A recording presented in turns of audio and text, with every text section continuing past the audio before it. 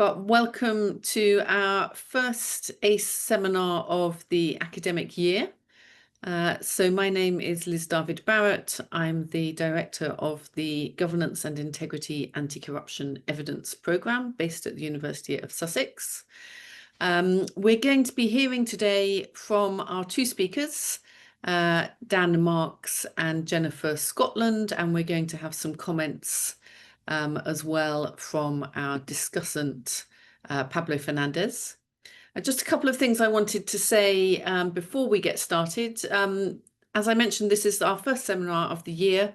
If you'd like to hear about what other seminars are coming up and also what findings are coming out from the GIACE research, then please do subscribe to our newsletter. Susanna's going to put the details in the chat, so you can see that there. We're going to have about a 20-minute presentation from Dan and Jennifer. Then we're going to have 10 minutes of commentary from Pablo. And after that, we'll open up to questions and answers. So do be thinking as they're speaking about what questions you'd like to ask them or what comments you would like to make. But we should have plenty of time for that at the end. We are recording the session. We'll be making the recording available afterwards. But if you have any concerns about that, then you feel free to have your camera off or withdraw if you're worried about that. Okay, so without further ado, then I'd like to introduce our two speakers. They are Dan Marks and Jennifer Scotland. Dan leads the RUSI Energy Security Programme and runs a European Climate Foundation programme to analyse risks across the net zero transition. He had been working for more than 10 years before joining RUSI as a consultant covering the energy sector in Africa. Jennifer is a research analyst in the Organised Crime and Policing team at RUSI. And before joining RUSI, she was a research analyst on the America's Country Intelligence Desk at Janes, the open source intelligence defense and security provider, and she was particularly focused on security threats in Latin America. So we've got different kinds of regional expertise behind them. I'll introduce Pablo later before he comes on as discussant, but for now I will hand over to Dan and Jennifer, who are going to talk for about 20 minutes. Hi, thanks for that. I'm just going to share my screen. Is that visible for everyone? Not yet, I don't think, no. All right, hang on, let me try again. So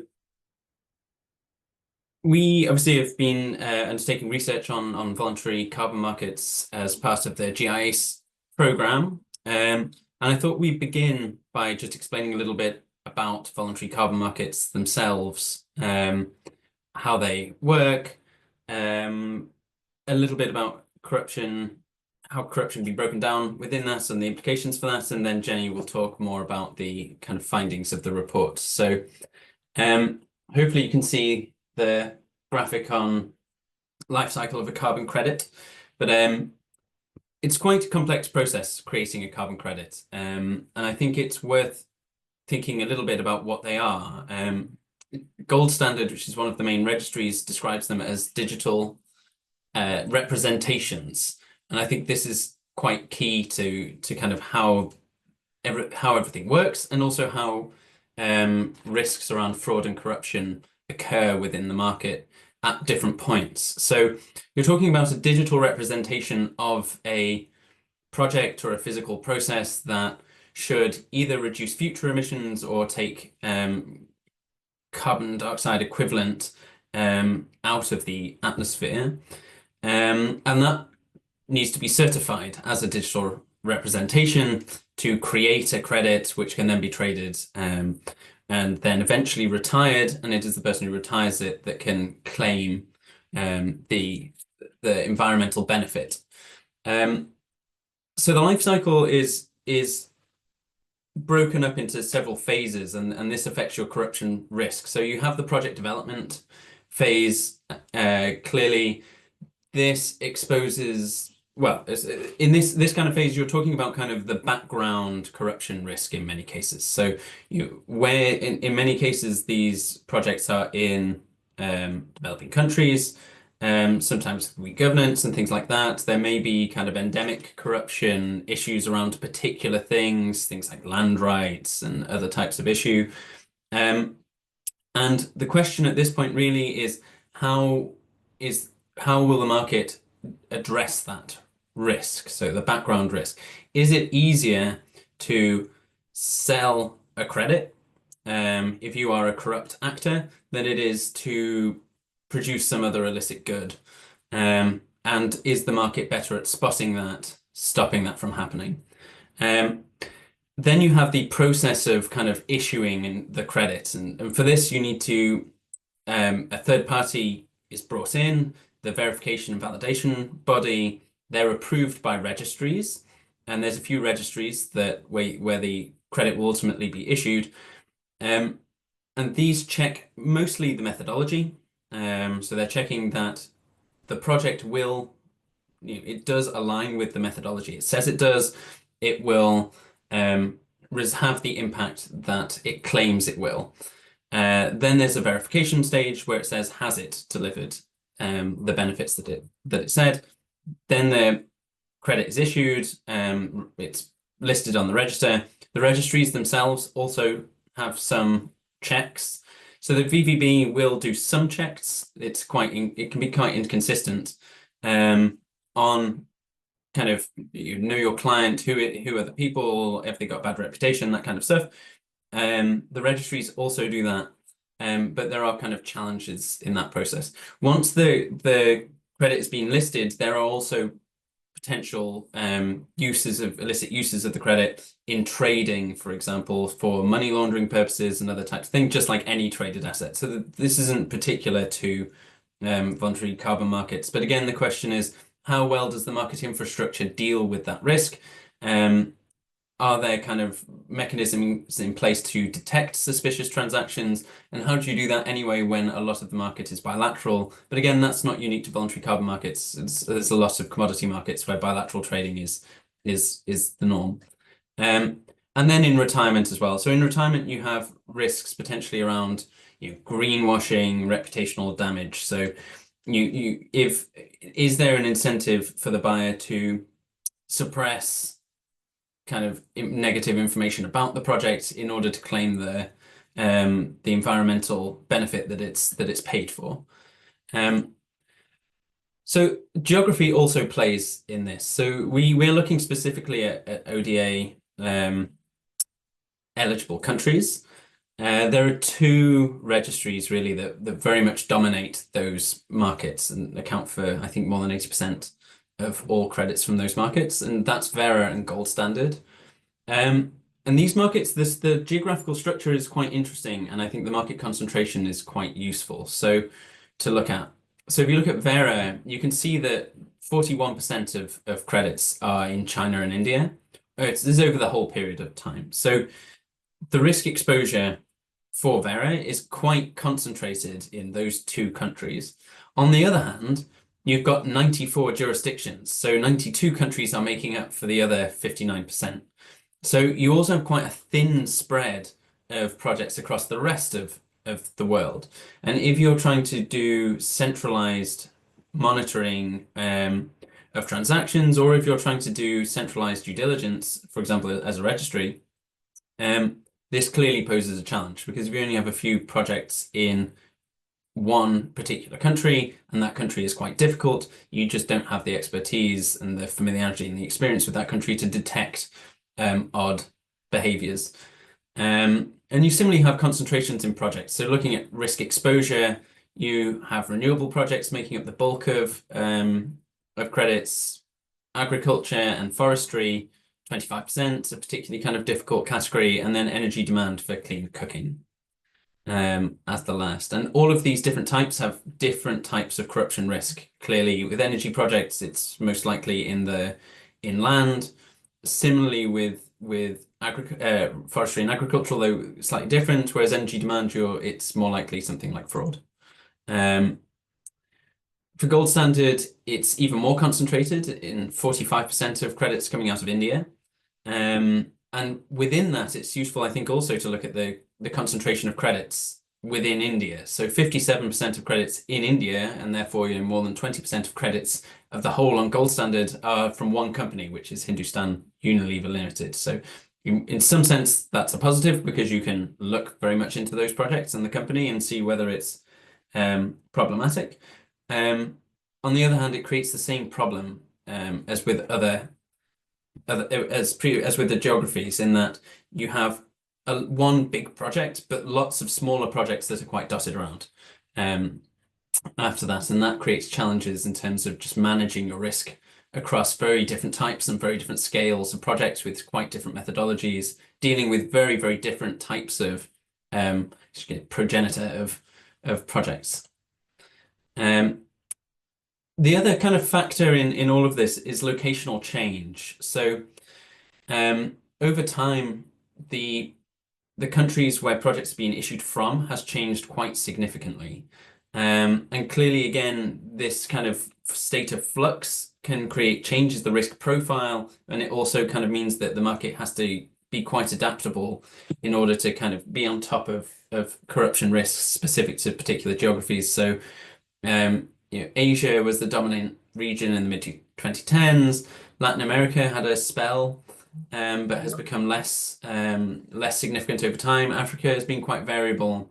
So there's kind of a changing profile of risk. I mean, this is looking at Vera specifically, and that also fits into kind of changing market structure. So it changes from mechanism to mechanism. Initially, you had the clean development mechanism, you had Vera and gold standard, and from now you're looking at more formalization of the market with the UNFCCC processes under Article 6, with initiatives like CORSIA, which is a compliance, well, it's not a compliance, it's an industry program for the aviation industry, but which is on quite sophisticated market platform. It's hosted by the Intercontinental Exchange, which also hosts the European gas market and has a very sophisticated kind of market setup. So all of these things are changing, and that brings in governments and other things, and that just in itself, as flux and as change, is a risk for your corruption monitoring. So that said, for our initial paper, and it's well worth stating that we're only halfway through this project, the initial paper is based on a literature review, looking at the evidence and a kind of initial set of interviews. And I think what was quite clear is that there isn't really a systematic data set or analysis of the whole market, which allows you to say whether vulnerabilities that might appear to be there are actually resulting in corruption. There have been recorded instances of fraud, but corruption seen as abuse of public kind of trust or damage to the public interest is much harder to find. That could be because of lack of interest, or it could be, as these markets are quite small, it could be because it's not there. And effectively, it's just at this stage kind of impossible to make a claim that voluntary carbon markets are more or less vulnerable to corruption than other markets that operate in these kind of places. Research has been categorized, well, research has kind of typically been in a few different forms, like either it's been focused on specific sectors. There's a lot of research into RED, which is forestry, and reforestation, afforestation, those types of projects in specific countries. They're very useful, and they set out a lot of risk factors, but they don't necessarily tell you about the whole market. And they also don't typically look at how corruption is being managed by market actors. There are also a kind of series of reports where voluntary carbon markets are treated as a subset of emissions trading schemes, which are much bigger, and they typically less useful because the focus is mostly on emissions trading schemes where there's much bigger problems with fraud and corruption. And then media and NGO reports. And again, these are kind of one-off, and it's hard to generalize from them. So we're looking kind of systematic evidence, and it's hard to make claims, and this kind of is pointing us in the direction of where we will go with future research in terms of trying to produce some of that evidence. But we did look at risk factors and vulnerabilities, and this is something that Jenny can talk about now. Thanks, Thanks very Dan. much, Dan. So segueing into Jenny. Thanks, Liz. Yeah, so as Dan mentioned, our initial report sought to scope the structural features and market dynamics of VCMs that might create corruption risk that's not seen in other markets. So in the literature review and interviews, we identified certain risks that seem to be pretty unique to VCMs, potentially increasing their susceptibility to corruption. So firstly, unlike other commodities, carbon credits are intangible assets. So as Dan mentioned, they represent the amount of carbon that will be reduced or removed in the future. This makes them inherently difficult to measure and verify, requiring a significant amount of technical expertise and specialist knowledge, creating opportunities for fraud such as overinflated carbon accounting. It's also the fact that VCMs are largely unregulated for now, and have been driven by self-correcting market measures.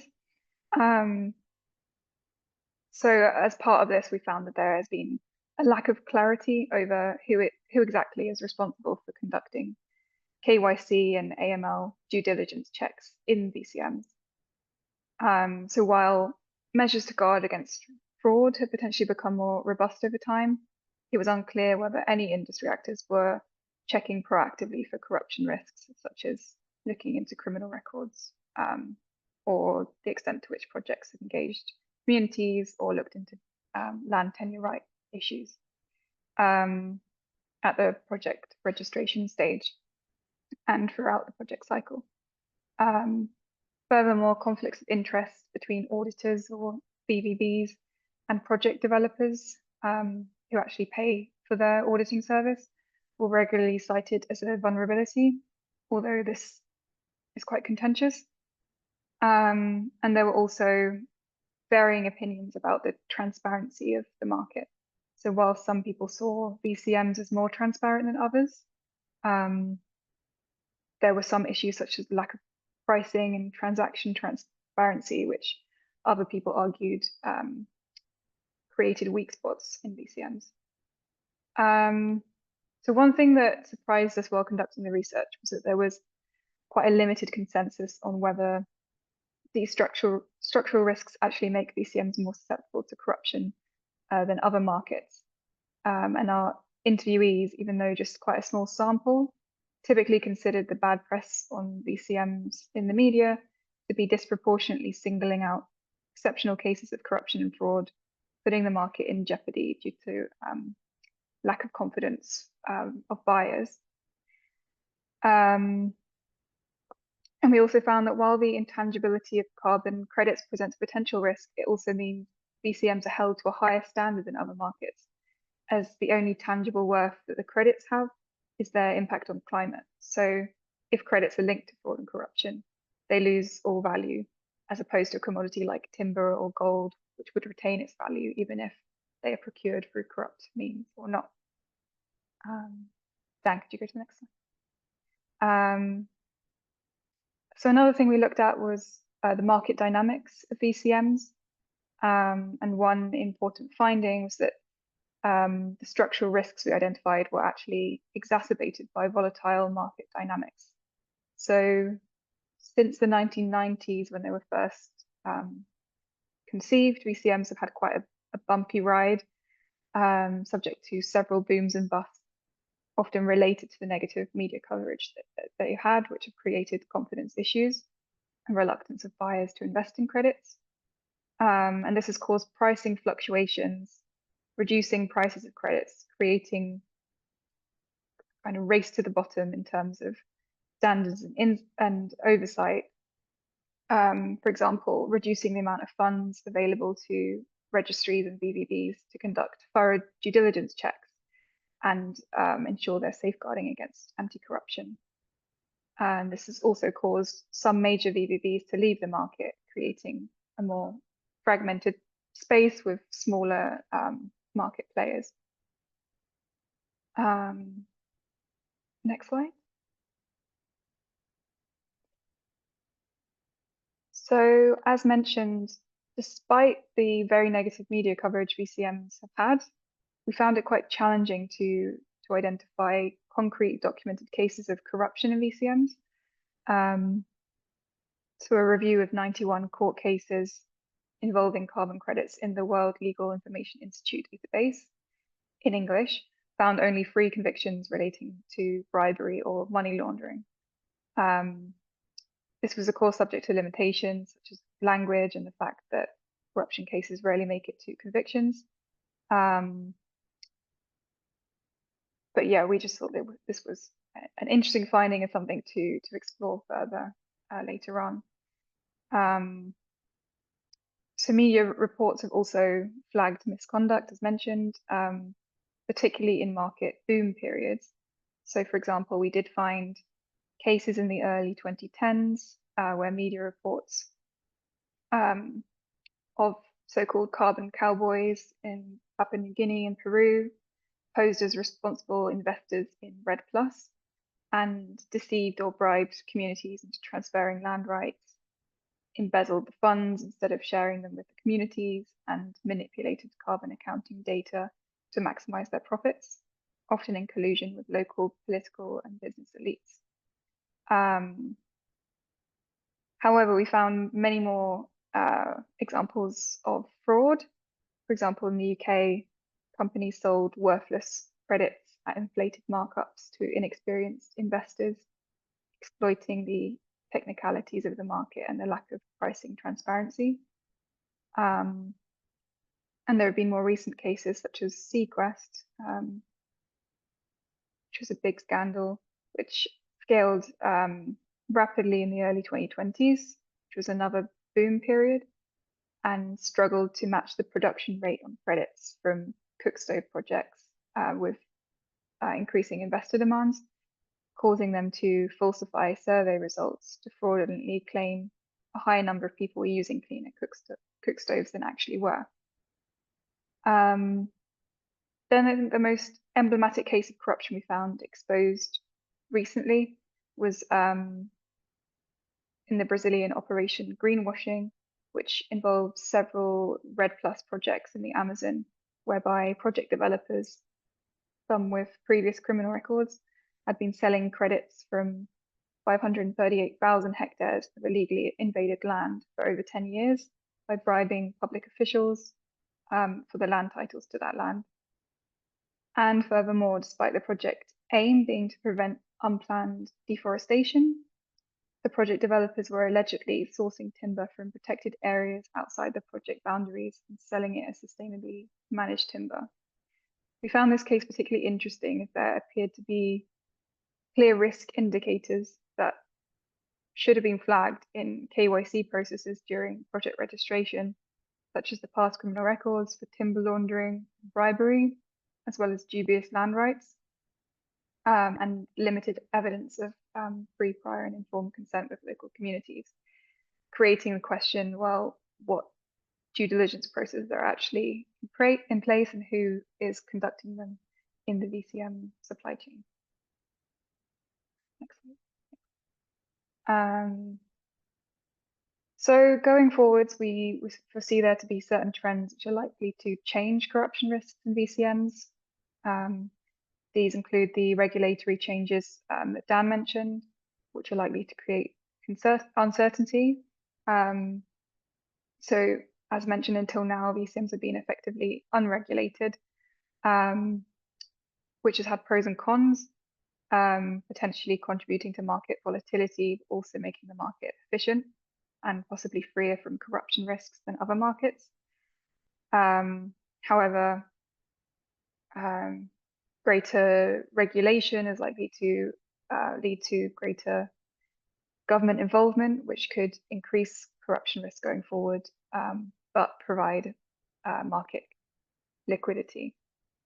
We're also seeing the entry of insurers, rating agencies, and due diligence by buyers and investors as measures that can potentially strengthen due diligence. And we assess these to be important going forwards with the regulatory changes to guard against corruption. And creating confidence in the integrity of these projects is a really vital step to allow the market to scale effectively. This leads nicely to the next steps for our research. Our research is far from complete, and we have 2 more papers to come in the next year and a half. And in these, we'll be seeking to drill down into some of the research gaps identified. So to what extent is corruption actually a risk in the market currently compared to other markets? And how is this subject to change going forward with regulatory changes mentioned? What are the greatest risk factors in terms of project type, geographic scope, and supply chain positioning? And then how can confidence in the market be scaled through tighter due diligence processes and other measures that can safeguard against corruption risk? And through answering these questions, we hope to support efforts to scale the market so that we can deliver climate impact. So thanks for listening. That's great. Thank you very much, Jennifer and Dan. So I'm going to have some initial expert commentary from Pablo Fernandez. Pablo is the Chief Executive Officer of EcoSecurities, which is a global leader in climate solutions with nearly 3 decades of experience. He's been there since 2019, and the company has been developing high-integrity climate finance projects and decarbonisation activities, which he says leverage nature, technology and capital to accelerate the transition for corporates and governments. So, Pablo, I wonder if you could share with us your reflections on this research. Is it surprising? What are your big takeaways from it? Where does it leave us, and what are the implications for actors like yourselves? Thank you very much for the introduction. Indeed, I've been working on the development of projects perhaps for too long. That's how I put that nowadays. And I have experienced working projects on a wide range of sectors and technologies and wide range of geographies, right? And being part of this program was quite interesting because that is coming most likely as a reaction of what happened on the market. And we did have a lot of discussions about what's going on. Is it a sector that is prone to fraud and corruption, or is it a perception because a targeted campaign to decrease the credibility of the market?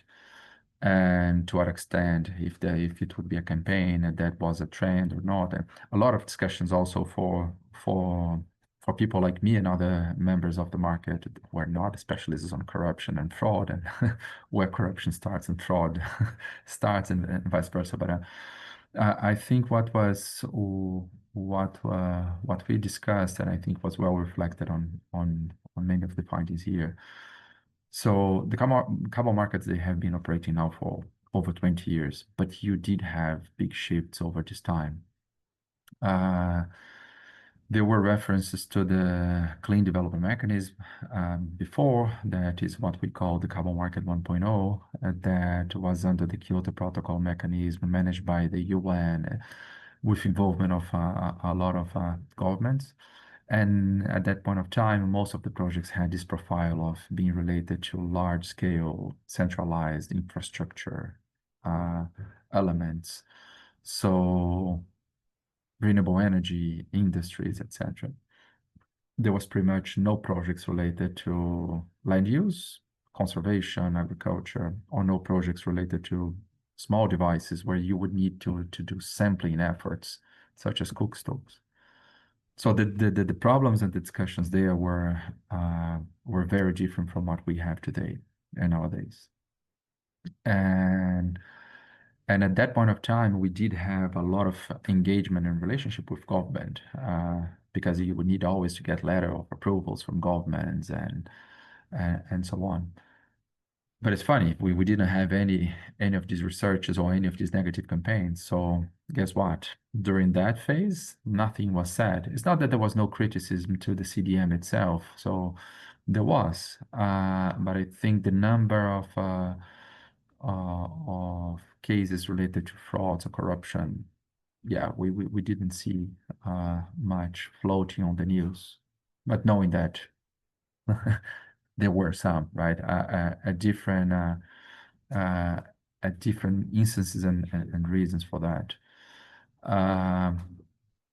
But indeed, during these last 10 years, the market shifted from that CDM market to a voluntary carbon market with voluntary standards and with new types of projects related to land use, related to small devices, and so on. And related also to the voluntary standards that usually are privately owned by NGOs or nowadays even by companies. But I think that the problem and the feeling of corruption, fraud, existence really popped up on the 2020s, on the last 5 years, when climate became a big topic on the agenda. Especially during COVID is when things really boiled. So suddenly a lot of companies talking about climate pledges, a lot of capital flowing into the market, people looking for an opportunity, and then popped up some reports saying that the carbon markets was the next thing. And then you ended up having a lot of newcomers and a lot of capital and a lot of projects. And eventually the system was not ready for that or expecting that. And a bunch of people who have been working on this market for years and years, trying to do the right thing and trying to do the best thing possible, then got mixed with people who were getting into the market. What we were calling carbon cowboys, right? Just trying to make a quick buck, believing that because of these lack of physicality of a carbon market, they could flip stuff quickly, and that came together with a kind of new technologies such as tokenization and all that, and everything got very confused. And everyone reading the reports thought that, yeah, they could control the market. So suddenly from the two gold standard various standards, at some point there were more than 50 standards. A lot of them privately owned, and then with conflicts of interest, etc. So indeed, the market was getting problematic, right? With expectation of high prices, it triggered a race to secure whatever was needed to develop projects, especially REDD+ projects, and then you start to see a race to secure land. But so there were some cases of, let's say, fraud and corruption problems as part of this land race. But I also think that there were cases of fraud and corruption that were completely unrelated to carbon and just saw on carbon one opportunity to make an extra buck, an extra return on whatever they were already doing, right? So let's say there are a lot of cases that carbon was not the trigger or the responsible for the corruption, but was dragged into corruption cases. And the Brazilian scheme is a great example, right? That guy was doing land grabbing schemes for decades. They were doing illegal extraction of wood for decades. And then suddenly the guy sees the opportunity to, well, if I do have a forest, I can claim credits for whatever, keeping the forest, right? And was carbon the driver? No, was not. Was actually, let's put it that way, carbon was the victim of a corruption scheme that was already going on for decades. But then, of course, when you do have this kind of campaign to discredit carbon, then that is a great case to make a lot of noise and say that the sector has a problem. So, and I'm not saying that the sector doesn't have a problem, but somehow it was good because it helped the sector to improve. But So be more diligent and understand the risks of dealing with land use, land ownership, communities, sampling, etc. And you do see all the standards and the rule setters trying to improve their systems.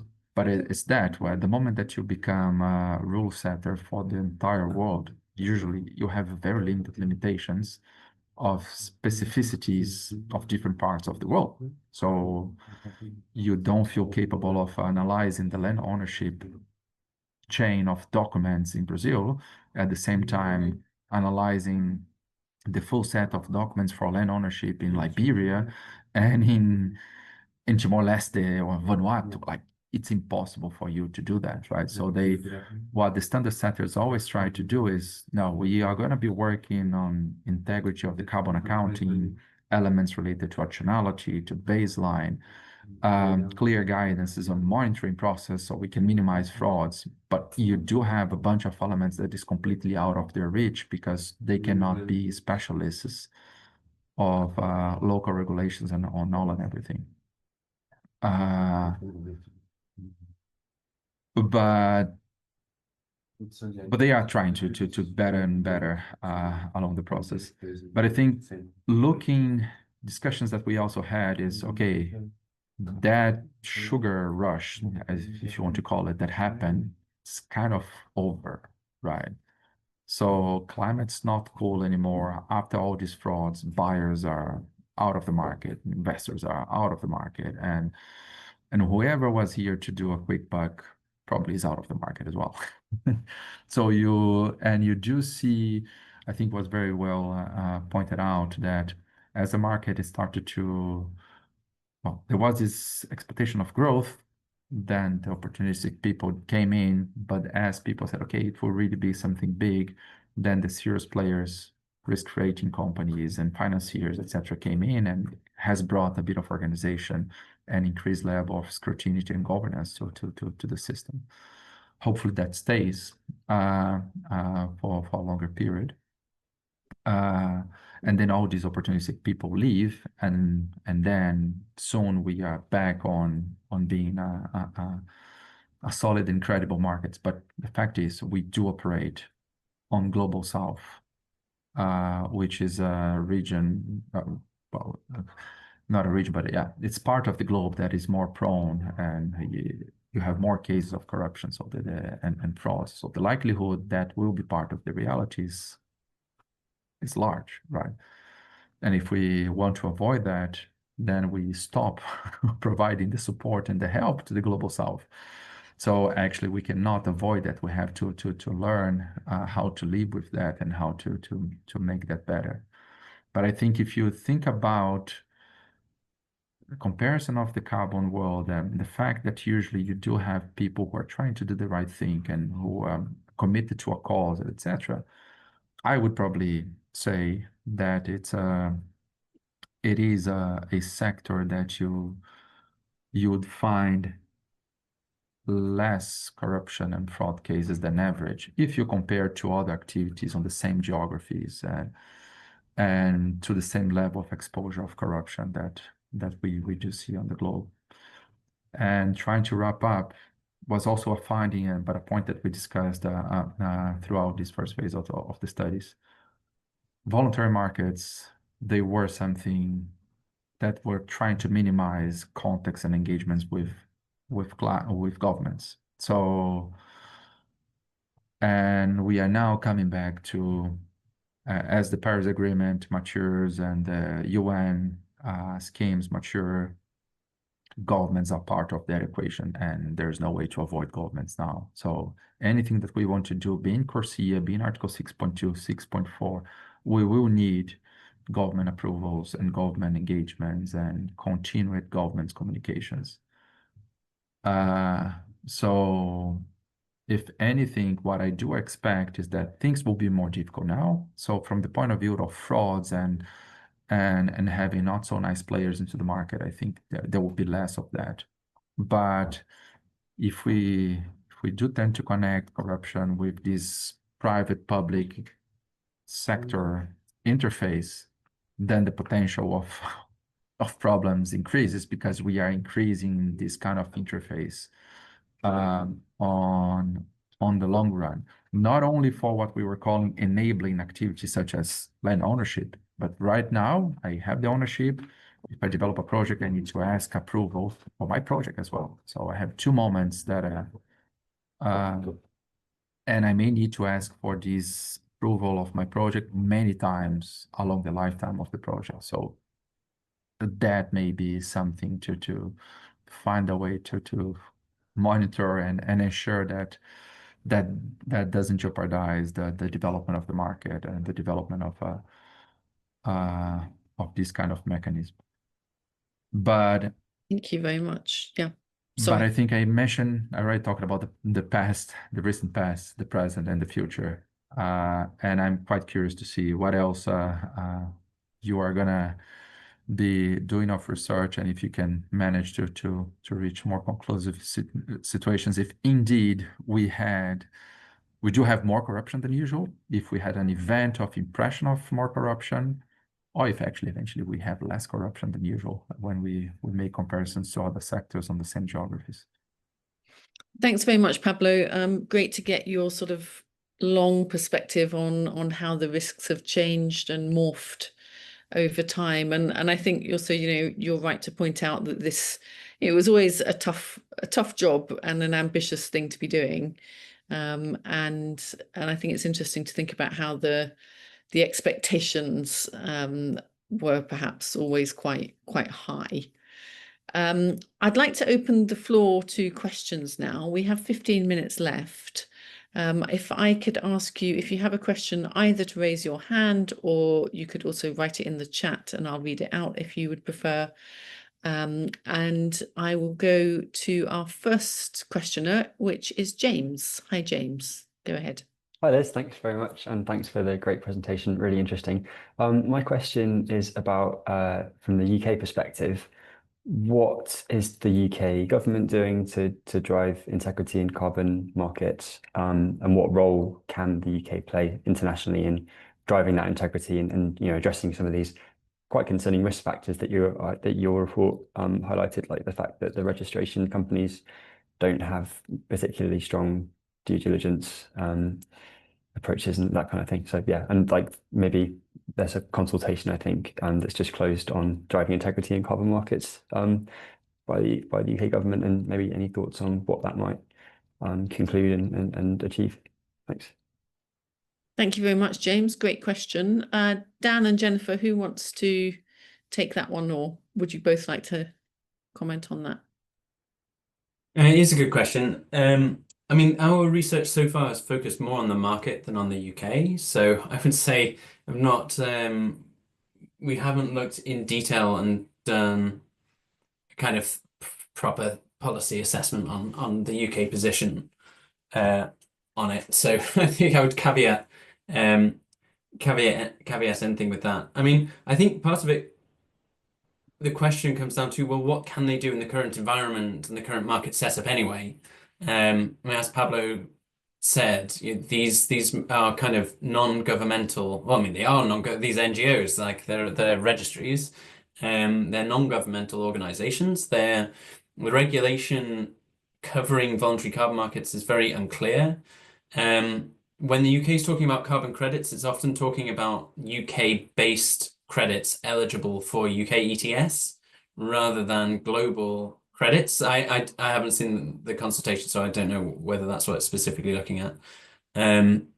So I think that there is a real question of, well, what could the government have done, which may be less relevant for the market that is now, and the real question, what will it do? What could it do for the way the market will look? And I do think they're fundamentally voluntary carbon markets are difficult for a consumer country to intervene in and to regulate. I mean, you're talking about projects that are being developed completely under local conditions. You follow the local law, local processes. You're reliant on, say, if there's a problem, a UK company has invested in a project, that project turns out to be corrupt or funding terrorism or whatever.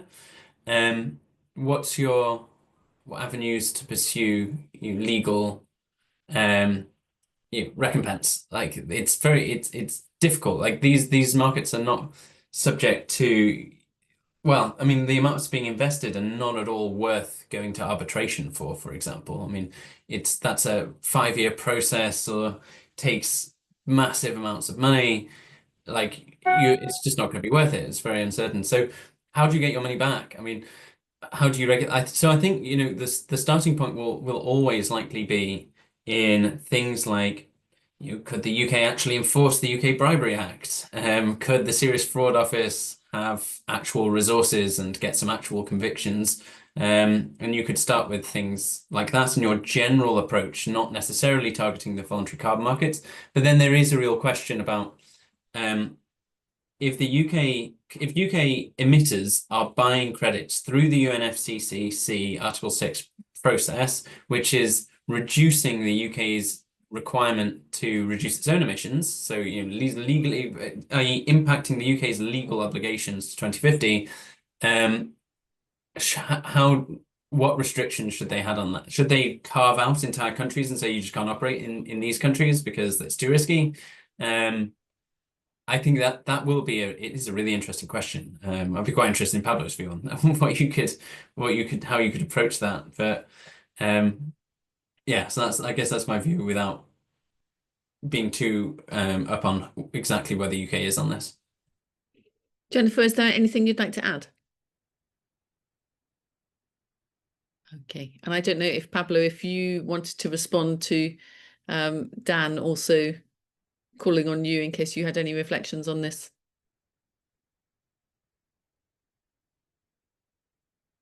Okay, let's go then to our next question, which is David Nussbaum. David, please take the floor. Thank you. Can you hear me okay? Yeah. Great.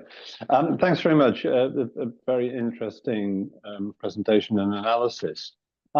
Just thinking about this practically from the point of view, say, of a company wanting to buy credits and concerned about corruption risk, what alternative have they got other than to rely on gold standard or Vera to have done their job properly? And if you don't think that's fully reliable, what would you suggest would be the route to strengthen the situation in order that companies who want to engage in this market can do so with confidence? Thanks very much, David. I'm also just going to read out a question from the chat from Gavin Heyman. Gavin asks, is there any good news or anything that you would highlight that seems to be working to reduce risks? Or are there particular sectors standing out for better practices and verification? And I'll just throw in my own question while we're there, which was, I was quite struck by you saying at the end that more cooperation among registries would be a good idea. That strikes me as something we're often saying in the anti-corruption space. More cooperation would help a lot. What are the incentives for registries to cooperate, or what are the disincentives, and how might we overcome those?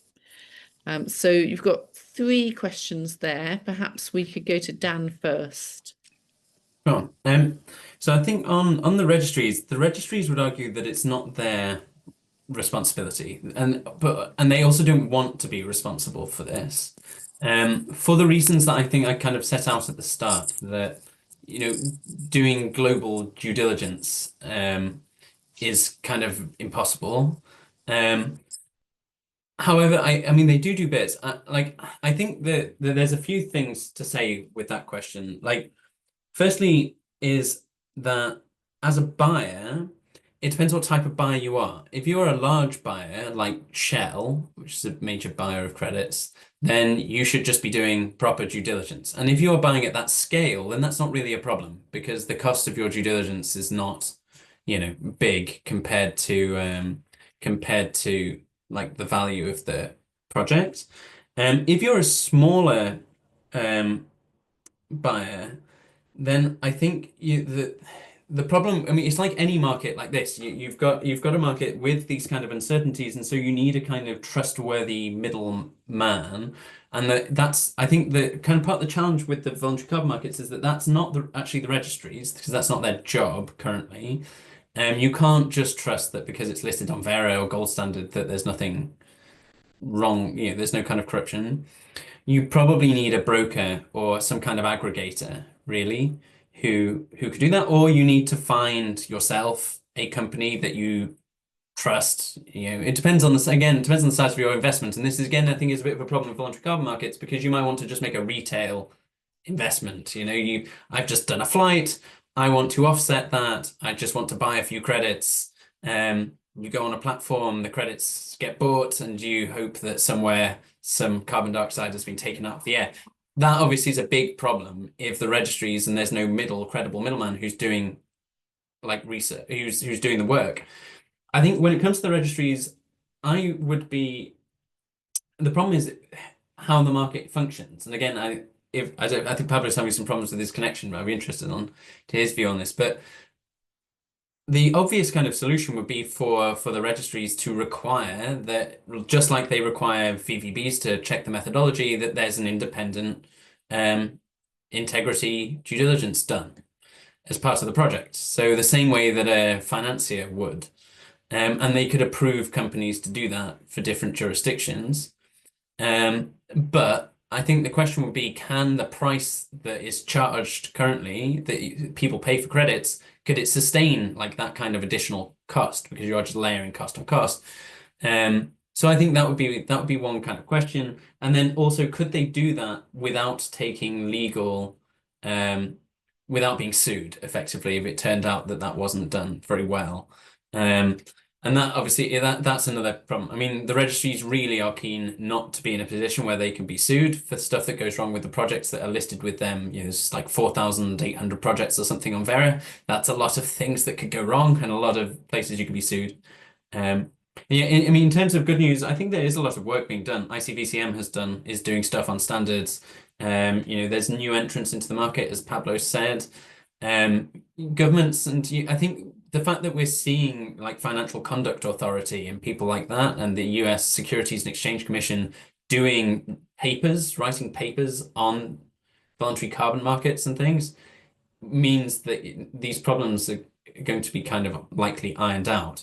Obviously, with the caveat that kind of institutional government involvement on the other side can come with corruption risk. But I think there is a lot that's kind of doing well, or is heading in the right direction, and that's the kind of positive. And then on information exchange, it's an interesting one why they don't. I mean, the idea behind that, I think, is that is cross-debarment was what I was thinking when we were thinking about that. If you default on a World Bank loan, you default on your AFDB loan, you default on your IMF loans, so you don't default. Or really, the World Bank bends over backwards so that you don't have to default and you can rearrange all your payments, etc. It seems very strange that if you're blacklisted by Vera as a project, you're not automatically blacklisted by Gold Standard. The same with like a VVB that's found to be, involved in poor practice or something. Why? And I think they are talking to each other about this. So I think it's just, again, kind of, they're NGOs, they're not massive infrastructures. They're not it's not like the Intercontinental Exchange, again, that's making all of its money from ETS trading and gas and has money to invest in this. So there's small teams of people all around the world. And I think it's just one of those, there's a lot of things to do, so we haven't got around to it. And I think there are questions about like how they share data, but I think that's silly on something like this. If somebody's found to be poor practice, then you bar them, then you can tell the other registry that you've barred them.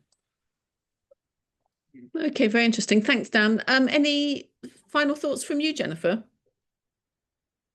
Yeah, I was just gonna add an additional point to the first question on what buyers can do if they don't want to depend fully on registries. And we've seen some positive developments over the last couple of years with new kind of independent oversight actors kind of entering the market, such as insurers. And we interviewed one insurer who was saying that they actually do conduct pretty thorough due diligence checks, including kind of checking past criminal records of project developers and things, and also of rating agencies, which at the moment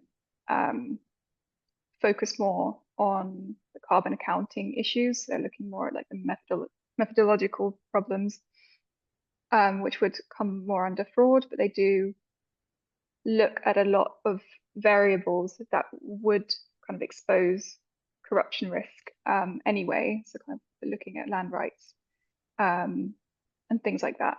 So, and yeah, the entry of rating agencies, I mean, they kind of give the best projects a grade, and yeah, that's been a really useful tool, I think, for buyers to kind of increase confidence in the more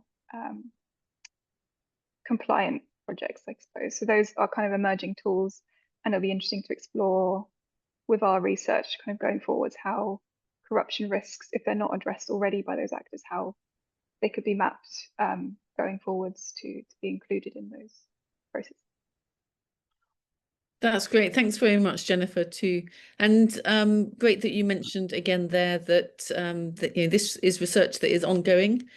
So these are just some first wave preliminary findings, but there's going to be more coming out. And we're actually now entering that really busy phase of the GIACE programme, where we'll have more and more findings coming out from all 10 of the research projects in the next few months. So do sign up to the newsletter. Do come along to our next seminar next month. And I think all that remains is to thank our speakers and our discussant for really interesting presentations today. Thank you very much. Thanks a lot. Thank you, everyone. Thank you. And sorry for